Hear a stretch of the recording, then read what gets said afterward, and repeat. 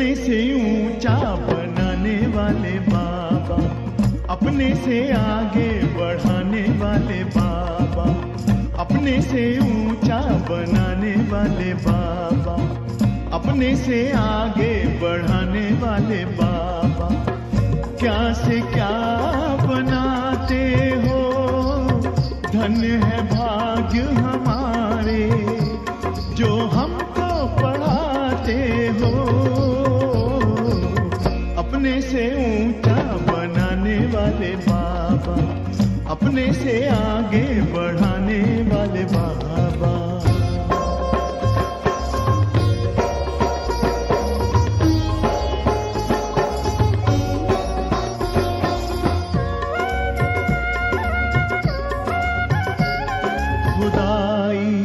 खिदमतगार हैं हम जो पाते तेरा प्यार है।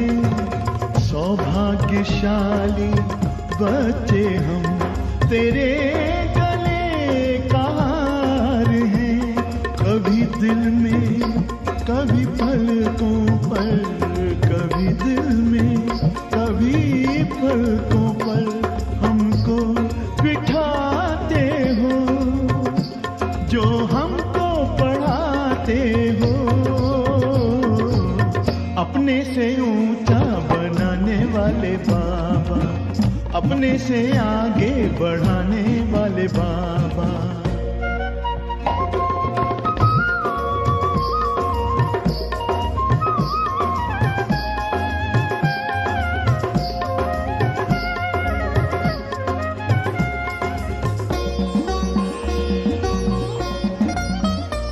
एहसान तुम्हारा बाबा कोई कैसे चुकाएंगे, महिमा तुम्हारी बाबा किन शब्दों में गाएंगे।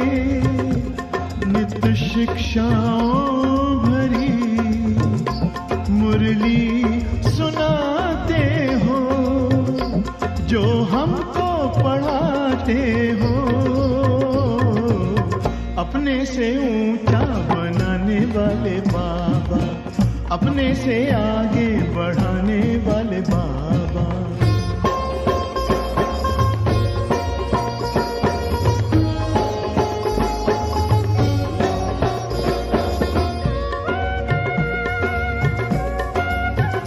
जैसे दिल में तुम्हारे बाबा बच्चों के सिवा और कोई नहीं, वैसे दिल में हमारे बाबा तेरे सिवा और कोई नहीं।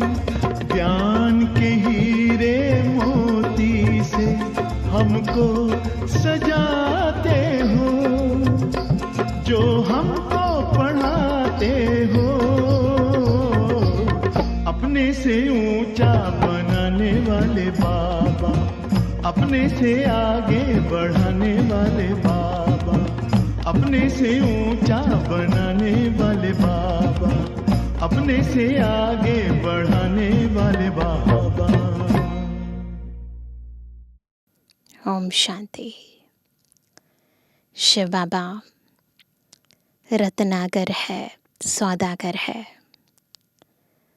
रत्न भी अमूल्य है क्योंकि ज्ञान रत्न है। सौदा भी ज्ञान रत्नों का करते हैं। हमारे भीतर की कौड़ियाँ लेकर, अज्ञान अंधकार लेकर हमें ज्ञान का प्रकाश दे देते हैं, ज्ञान के रत्न दे देते हैं।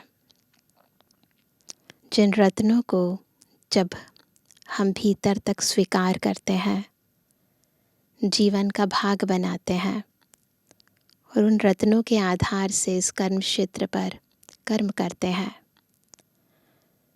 तो जीवन का मायने, जीवन में प्राप्तियाँ, जीवन में सुख, शांति, आनंद, प्रेम, ईश्वरीय दिव्य गुण संचारित होने लगते हैं और जीवन का मूल्य बढ़ जाता है। आज की मुरली हमें ईश्वरीय ज्ञान रत्नों को कैसे अपने मन बुद्धि में धारण करना है और धारण करके इन्हें कैसे बढ़ाना है, सेवा में कैसे इसे उपयोग में प्रयोग में लाना है, वो विधि सिखा रही है। सुनते हैं गहराई से, आत्मिक स्मृति में स्थित होकर बाबा के अमूल्य मधुर महावाक्य। आज है 11 फरवरी 2025। बाबा के महावाक्य हैं, मीठे बच्चे, तुम्हें भगवान पढ़ाते हैं। तुम्हारे पास है ज्ञान रत्न, इन्हीं रत्नों का धंधा तुम्हें करना है। तुम यहाँ ज्ञान सीखते हो, भक्ति नहीं। यहाँ हम ज्ञान सीखते हैं। हर चीज़ ज्ञान युक्त है, अंधविश्वास नहीं है। यहाँ हर चीज़ बुद्धि से समझकर फिर जीवन में धारण करना बाबा सिखाते हैं। प्रश्न है, मनुष्य ड्रामा की किस वंडरफुल नूंद को भगवान की लीला समझ उसकी बड़ाई करते हैं? उत्तर है, जो जिसमें भावना रखते उन्हें उसका साक्षात्कार हो जाता है। तो समझते हैं यह भगवान ने साक्षात्कार कराया, लेकिन होता तो सब ड्रामा अनुसार है। एक और भगवान की बड़ाई करते, दूसरी ओर सर्वव्यापी कह ग्लानि कर देते हैं। तो दोनों बातें हैं, एक तरफ भगवान की बड़ाई करते और दूसरी तरफ उसी को ही सर्वव्यापी कह देते हैं। ओम शांति। भगवानुवाच, बच्चों को यह तो समझाया हुआ है कि मनुष्य को व देवता को भगवान नहीं कहा जाता। गाते भी हैं, ब्रह्मा देवताय नमः, विष्णु देवताय नमः, शंकर देवताय नमः। फिर कहा जाता है शिव परमात्माय नमः। शिव महापुराण में ये श्लोक है। यह भी तुम जानते हो, शिव को अपना शरीर नहीं है। मूल वतन में शिव बाबा और सालीग्राम रहते हैं। बच्चे जानते हैं कि अभी हम आत्माओं को बाप पढ़ा रहे हैं, और जो भी सत्संग है वास्तव में वह कोई सत्य का संग है नहीं, क्योंकि सत्य तो शिव बाबा है।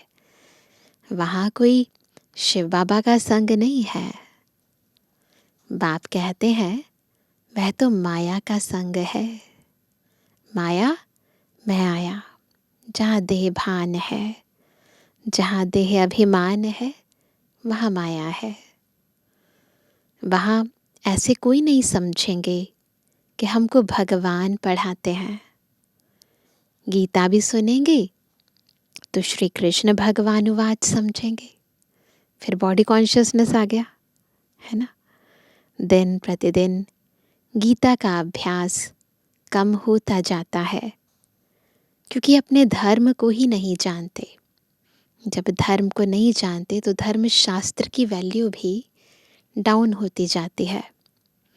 श्री कृष्ण के साथ तो सभी का प्यार है, श्री कृष्ण को ही झुलाते हैं। अब तुम समझते हो हम झुलाएं किसको? बच्चे को झुलाया जाता है, बाप को तो झुला ना सके, है ना। तुम शिव बाबा को झुलाएंगे? वह बालक तो बनते नहीं, पुनर्जन्म में आते नहीं। दे ही नहीं है तो बालक क्या और बूढ़ा क्या और जवान क्या। तो बाबा कहते हैं कि वो तो पुनर्जन्म में आते ही नहीं, वह तो बिंदु है, उनको क्या झुलाएंगे। श्री कृष्ण का बहुतों को साक्षात्कार होता है। श्री कृष्ण के मुख में तो सारी विश्व है। वो बताते हैं ना, जब श्री कृष्ण की लीलाएं दिखाते हैं तो बताते हैं, उनकी माँ ने कहा मुंह में दिखाओ क्या है। तूने कहा नहीं मिट्टी से खेल रहे थे तो मिट्टी है, दिखाया तो उसमें पूरा ग्लोब नज़र आया। तो सारी विश्व है, क्योंकि विश्व का मालिक बनते हैं तो प्रतीकात्मक रूप से स्टोरी के फॉर्म में बता दी है। बाकी वास्तव में श्री कृष्ण तो सारे विश्व के सबसे पहला प्रिंस था और वही विश्व महाराजन बने। तो विश्व रूपी माखन है, वो जो आपस में लड़ते हैं वह भी सृष्टि रूपी माखन के लिए लड़ते हैं। दुनिया में भी जो लड़ाई हो रही है, सब चाहते हैं हमारा राज्य हो जाए, समझते हैं हम जीत पाले। श्री कृष्ण के मुख में माखन का गोला दिखाते हैं। यह भी अनेक प्रकार के साक्षात्कार होते हैं, परंतु अर्थ कुछ भी नहीं समझते हैं। यहाँ तुमको साक्षात्कार का अर्थ समझाया जाता है। मनुष्य समझते हैं हमको भगवान साक्षात्कार कराते हैं। यह भी बाप समझाते हैं, जिसको याद करते हैं समझो। कोई श्री कृष्ण की नौधा भक्ति करते हैं तो अल्पकाल के लिए उनकी मनोकामना पूरी होती है। यह भी ड्रामा में नोंद है। ऐसे नहीं कहेंगे कि भगवान ने साक्षात्कार कराया। जो जिस भावना से जिसकी पूजा करते हैं उनको वह साक्षात्कार होता है। यह ड्रामा में नोंद है। यह तो भगवान की बड़ाई की है कि वह साक्षात्कार कराते हैं। एक तरफ इतनी बड़ाई भी करते, दूसरी तरफ फिर कह देते पत्थर ठिक्कर में भगवान है। कितनी अंधश्रद्धा की भक्ति करते हैं। अपनी बातों को काट रहे हैं पर खुद ही नहीं समझते, तो अंधश्रद्धा हुई ना। समझते हैं बस श्री कृष्ण का साक्षात्कार हुआ, श्री कृष्णपुरी में हम ज़रूर जाएंगे। परंतु श्री कृष्णपुरी आए कहाँ से, है कहाँ, है ना, ये तो पता नहीं है। ये सब राज बाप तुम बच्चों को अब समझाते हैं। श्री कृष्णपुरी की स्थापना हो रही है। यह है कंसपुरी। ऐसे कोई दुनिया में जैसे स्टोरी में दिखाया है वैसे कोई कंस नहीं है, परंतु श्री कृष्ण के कंट्रास्ट में कंसपुरी दिखाई है। जैसे राम के कंट्रास्ट में रावण दिखाया है, तो नेगेटिव एनर्जी उसका प्रतीक है। कंस, अकासुर, बकासुर, कुंभकर्ण, रावण, ये सब असुरों के नाम है। तो कोई वैसे असुर नहीं है, परंतु मनुष्य आत्मा के अंदर छिपे हुई ये आसुरियता है, ये विकारी संस्कार है। शास्त्रों में क्या क्या बैठ लिखा है, यह भी समझाना है कि गुरु दो प्रकार के हैं। एक है भक्ति मार्ग के गुरु, वह भक्ति ही सिखलाते हैं। यह बाप तो है ज्ञान का सागर, इनको सतगुरु कहा जाता है। यह कभी भक्ति नहीं सिखलाते, ये भक्ति नहीं सिखलाते, ज्ञान ही सिखलाते हैं। मनुष्य तो भक्ति में कितना खुश होते हैं, झांझ बजाते हैं। बनारस में तुम देखेंगे सब देवताओं के मंदिर बना दिए हैं।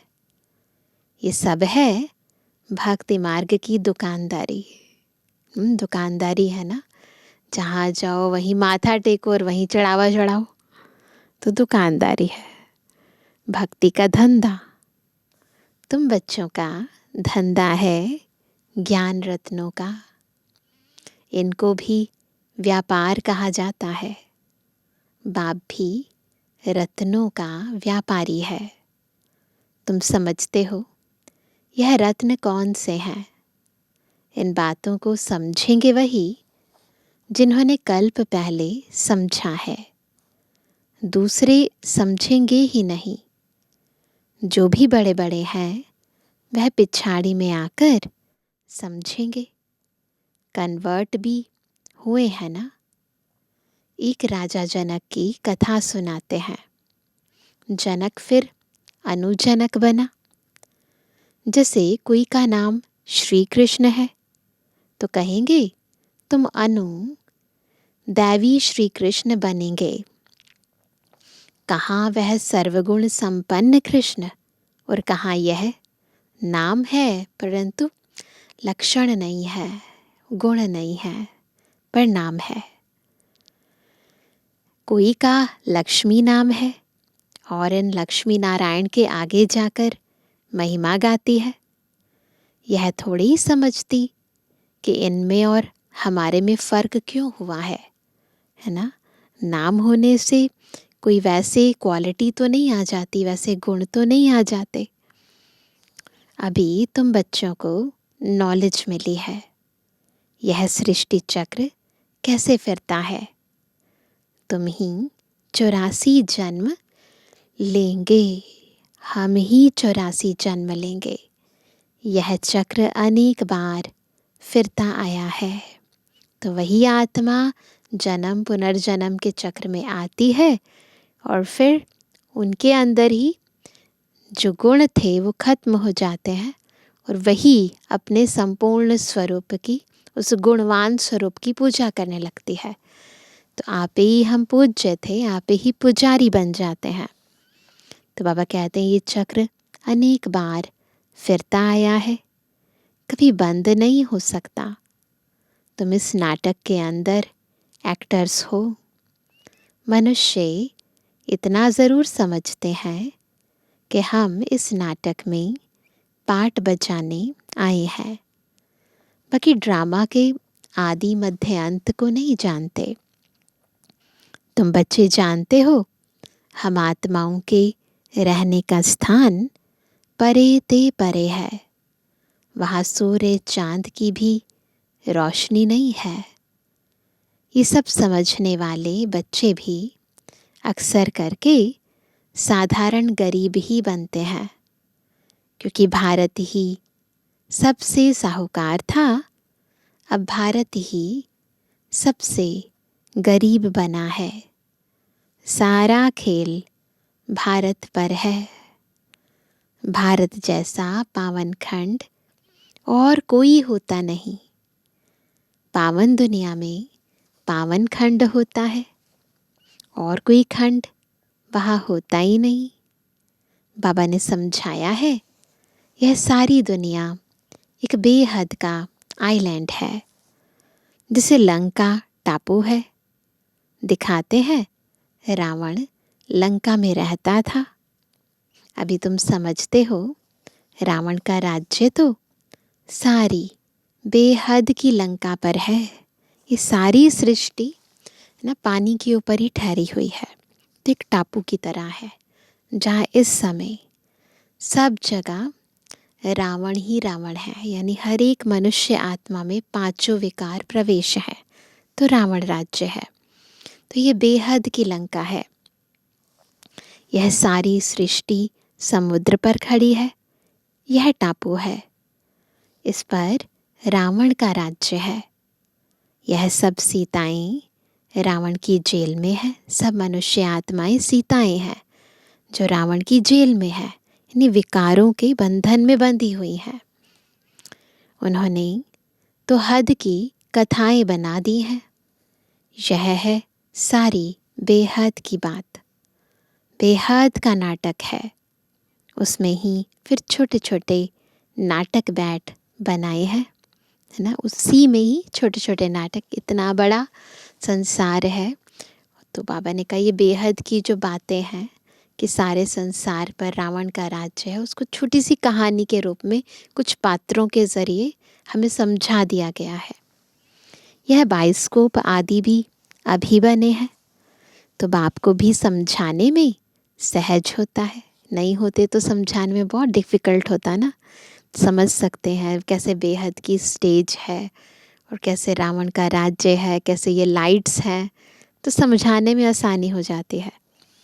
बेहद का सारा ड्रामा तुम बच्चों की बुद्धि में है। मूल वतन, सूक्ष्म वतन और किसकी बुद्धि में हो ना सके। तुम जानते हो, हम आत्माएं मूल वतन की रहवासी हैं।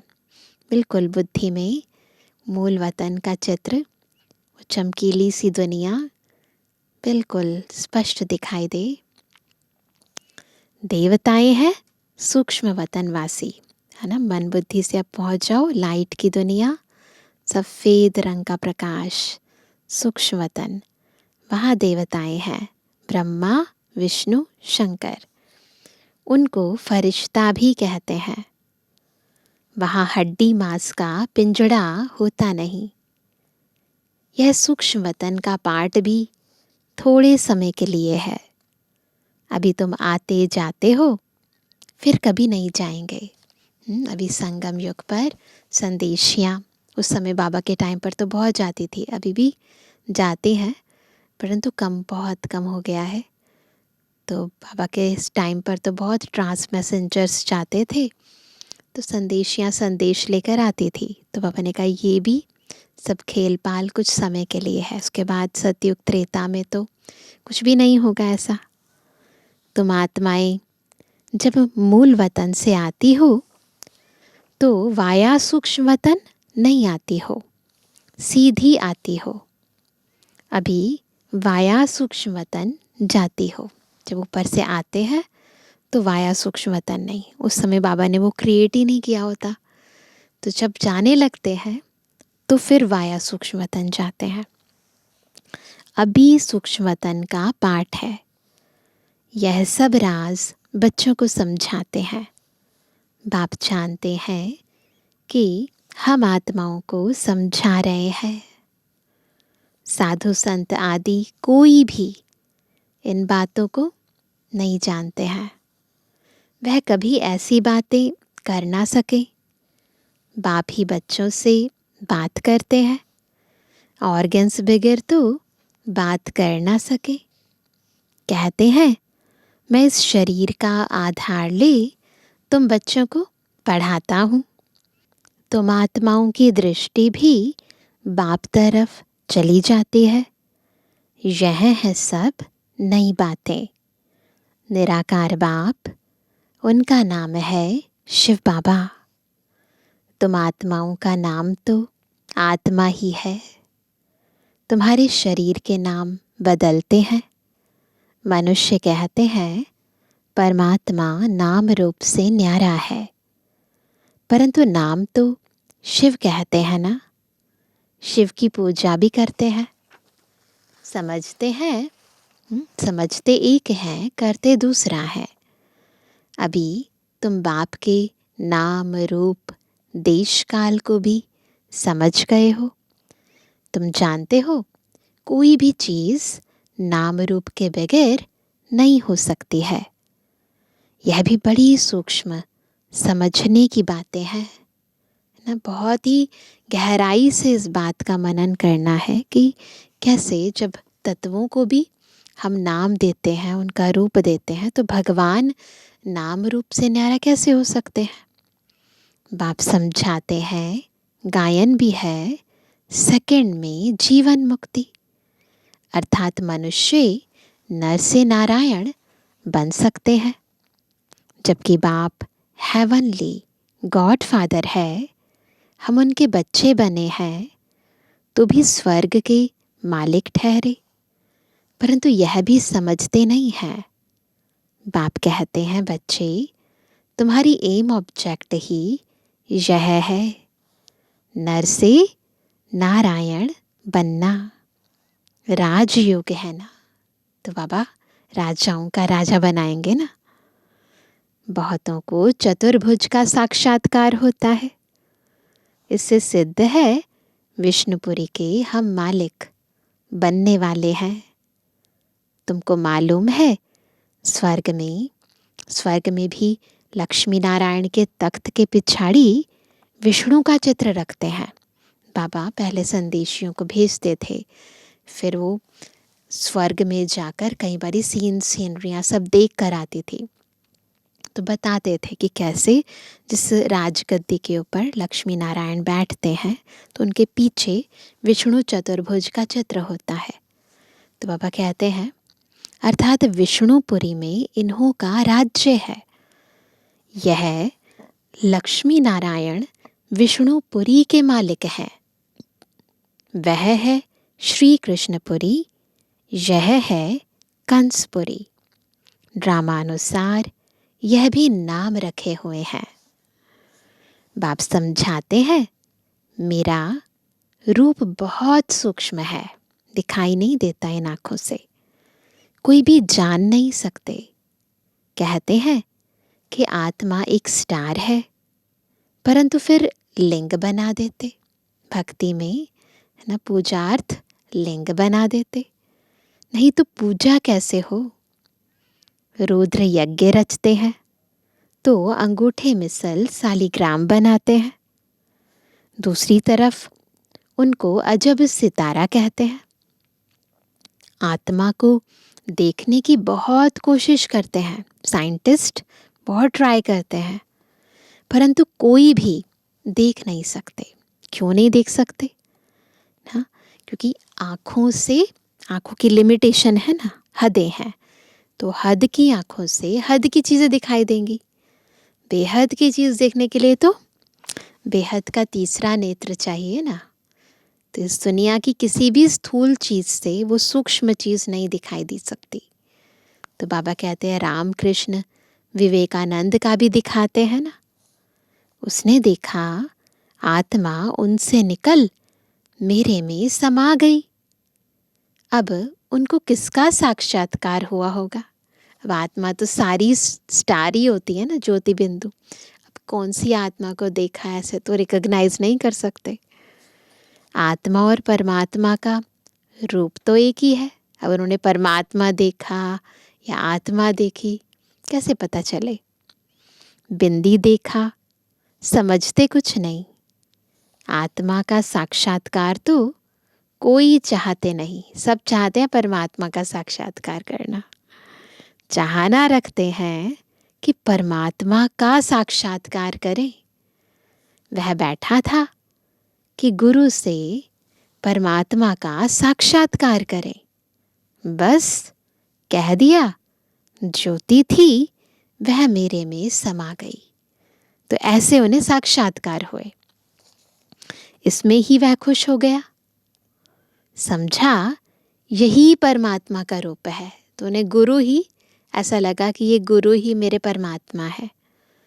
गुरु में भावना रहती है भगवान के साक्षात्कार की। समझते कुछ नहीं, तो बुद्धि से समझ की बात नहीं, यहाँ भावना काम करती है।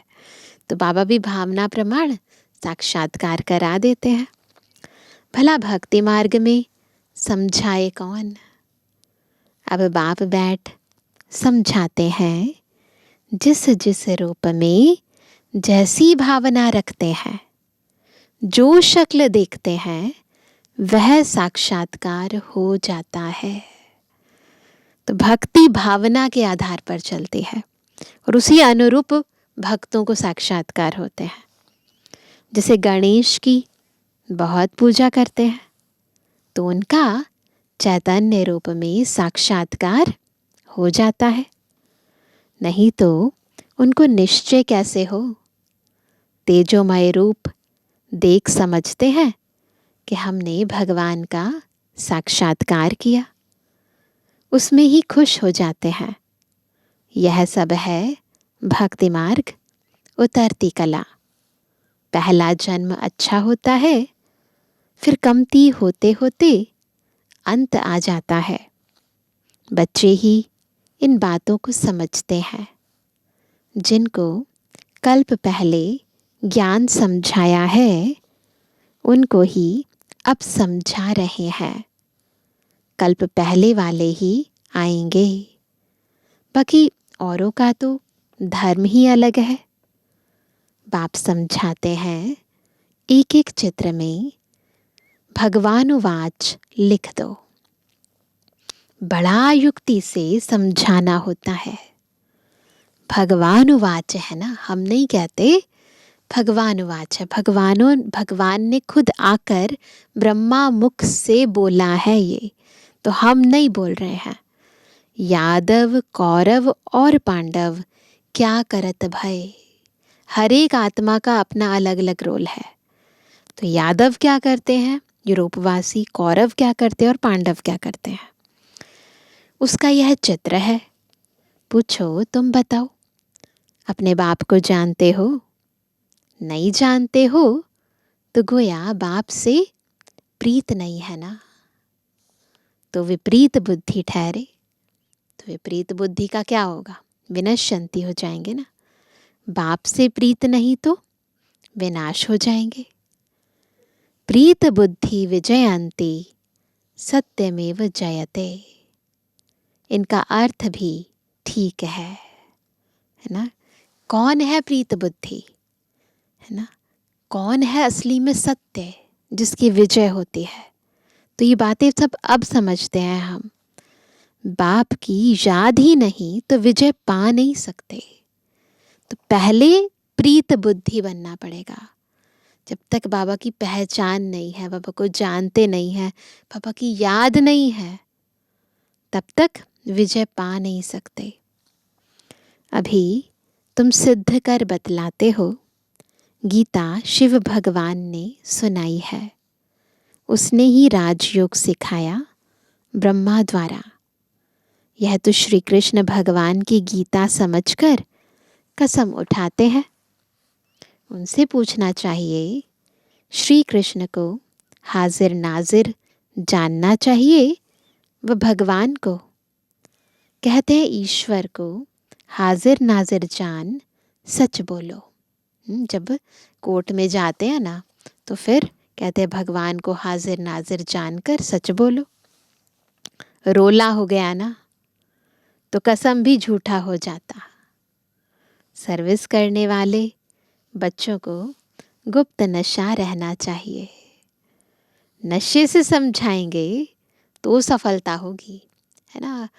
नशा नहीं है बुद्धि के अंदर, उमंग नहीं है, उत्साह नहीं है, सामने वाला भी सोचेगा नहीं, कुछ दम नहीं है बात में। तुम्हारी ये पढ़ाई भी गुप्त है, पढ़ाने वाला भी गुप्त है। तुम जानते हो हम नई दुनिया में जाकर यह बनेंगे। नई दुनिया स्थापन होती है महाभारत लड़ाई के बाद।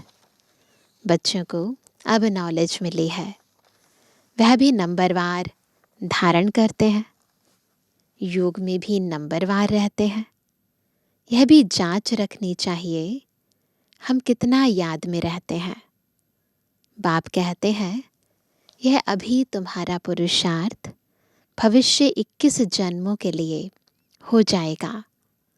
अभी फेल हुए तो कल्प कल्पांतर फेल होते रहेंगे, ऊंच पद नहीं पा सकेंगे। पुरुषार्थ करना चाहिए ऊंच पद पाने का। ऐसे भी कई सेंटर्स पर आते हैं जो विकार में जाते रहते हैं और फिर सेंटर्स पर आते रहते हैं। ऐसे वैरायटी आत्माएं हैं। समझते हैं ईश्वर तो सब देखता है, जानता है। अब बाप को क्या पड़ी है जो यह बैठ देखेगा। तुम झूठ बोलेंगे, विकर्म करेंगे तो अपना ही नुकसान करेंगे।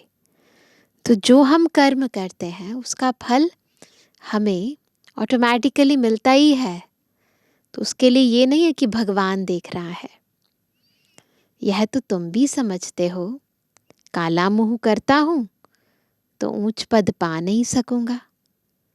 सो बाप ने जाना तो भी बात तो एक ही हुई, बात तो वही है ना। अगर ये कह देते कि बाबा ने जाना या भगवान ने जाना, लेकिन वास्तव में क्या है, हमें जो सज़ा मिलती है वो हमारे कर्म प्रमाण ही मिलती है।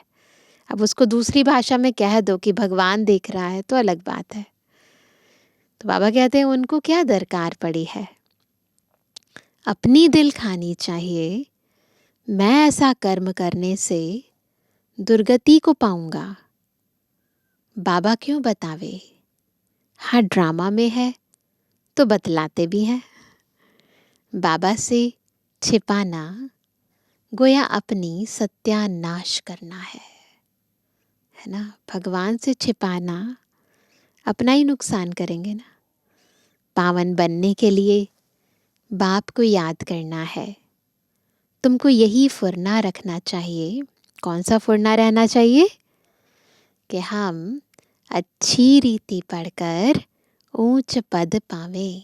जैसे बच्चे होते हैं ना, तो पढ़ाई का कई बारी बहुत फुरना होता है। मन में यही होता है कि अच्छे मार्क्स से पास हो, तो पढ़ाई करते हैं दिल लगा के। वो कहते तुमको भी ऐसे ही फुरना रहना चाहिए कि हम अच्छी रीति पढ़कर ऊंच पद पावे। कोई मरा व जिया उनका फुरना नहीं है ना। फुरना यानी फिक्र रखना है कि बाप से वर्षा कैसे लेवे, ये फिक्र होनी चाहिए। तो किसको भी थोड़े में समझाना है। कितना भी हो ना, शॉर्ट में आजकल समझाते हैं सभी को, है ना, कि अपने को आत्मा समझो, बाबा को याद करो। इसलिए बाबा ने कहा तो किसको भी थोड़े में समझाना है। अच्छा, मीठे मीठे बच्चों पर दिल जान से प्रेम से याद प्यार और गुड मॉर्निंग। रूहानी बच्चों की रूहानी बाप दादा को गुड मॉर्निंग, नमस्ते नमस्ते नमस्ते। धारणा के लिए मुख्य सार है, पहला, गुप्त नशे में रहकर सर्विस करनी है। ऐसा कोई कर्म नहीं करना है जो दिल खाती रहे। अपनी जांच करनी है कि हम कितना याद में रहते हैं। दूसरा, सदा यही फिक्र रहे कि हम अच्छी रीति पढ़कर ऊंच पद पाएं। कोई भी विकर्म करके, झूठ बोलकर अपना नुकसान नहीं करना है। आज का वरदान है, मनमना भव के महामंत्र द्वारा सर्व दुखों से पार रहने वाले सदा सुख स्वरूप भव। जब किसी भी प्रकार का दुख आए तो मंत्र ले लो, जिससे दुख भाग जाएगा। कौन सा मंत्र लेंगे? स्वप्न में भी जरा भी दुख का अनुभव ना हो, तन बीमार हो जाए, धन नीचे ऊपर हो जाए, कुछ भी हो, लेकिन दुख की लहर अंदर नहीं आनी चाहिए। बाहर दुनिया में कुछ भी होता रहे, इस शरीर को भी कुछ हो जाए, परिस्थितियां ऊंची नीची हो जाएं, लेकिन अंदर मत लो किसी भी चीज़ को, है ना। जैसे सागर में लहरें आती हैं और चली जाती हैं, लेकिन जिन्हें उन लहरों में लहराना आता है वह उसमें सुख का अनुभव करते हैं। लहर को जंप देकर ऐसे क्रॉस करते हैं जैसे खेल कर रहे हैं। देखा है ना कई बारी, लहरों में कई लोग बहुत एंजॉय करते हैं। तो सागर के बच्चे सुख स्वरूप हो, दुख की लहर भी न आए, छुए भी ना हमें दुख। बस स्लोगन है, हर संकल्प में दृढ़ता की विशेषता को प्रैक्टिकल में लाओ। हर संकल्प में दृढ़ता की विशेषता को प्रैक्टिकल में लाओ तो प्रत्यक्षता हो जाएगी। जब कथनी, करनी, रहनी सब समान हो जाएगी ना, तो बाबा की प्रत्यक्षता हो जाएगी। वो तब होगा जब संकल्पों में दृढ़ता होगी। अभी सुनते हैं आज का व्यक्ति इशारा। एकांत प्रिय बनो, एकता और एकाग्रता को अपनाओ। स्वोन्नति में, सेवा की उन्नति में एक ने कहा, दूसरे ने हाँ जी किया। ऐसे सदा एकता और दृढ़ता से बढ़ते चलो। जैसे दादियों की एकता और दृढ़ता का संगठन पक्का है, ऐसे आदि सेवा के रत्नों का संगठन पक्का हो, इसकी बहुत बहुत आवश्यकता है। बस एक ने कहा और दूसरा मान जाए, ऐसी एकता होनी चाहिए। अच्छा, ओम शांति।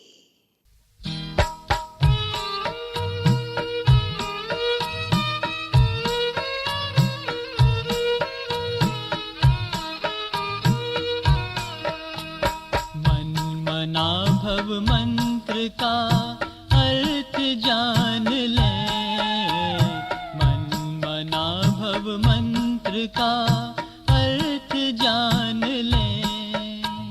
मनवांचित फल से जीवन का कल्याण करें। मन मना भव मंत्र का अर्थ जान लें। मन मना भव मंत्र का।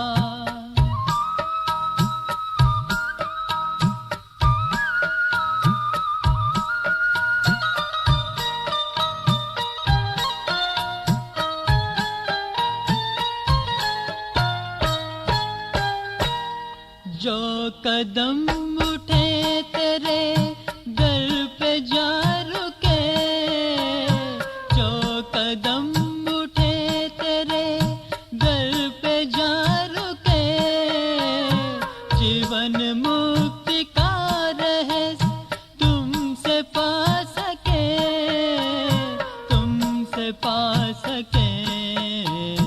योग युक्त शिव की भक्ति से रहें जुड़े। योग युक्त शिव की भक्ति से रहें जुड़े। मनवांचित फल से जीवन का कल्याण करें। मन मना भव मंत्र का।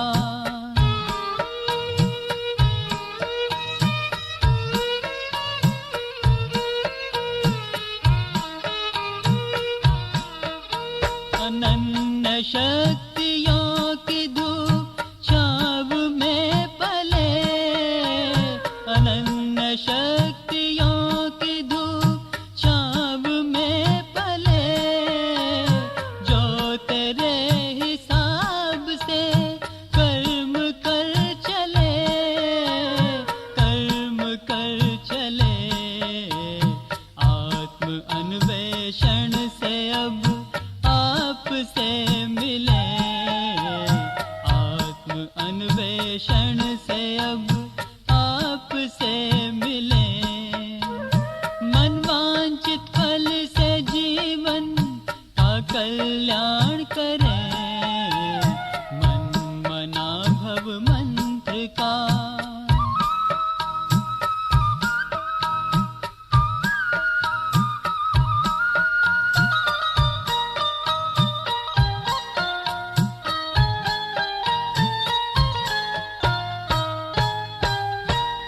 जो तेरी रजा में है हमको सब कबूल। जो तेरी रजा में है हमको सब कबूल। तेरी राह चल पड़े बन जाए हम मबूल। बन जाए हम मबूल। धीरज मन में बांध ले शान स्वरूप बने। धीरज मन में बांध ले शान स्वरूप बने। मनवांचित फल से जीवन का कल्याण करें। मन मना भव मंत्र का अर्थ जान ले। मन मना भव मंत्र का अर्थ जान ले।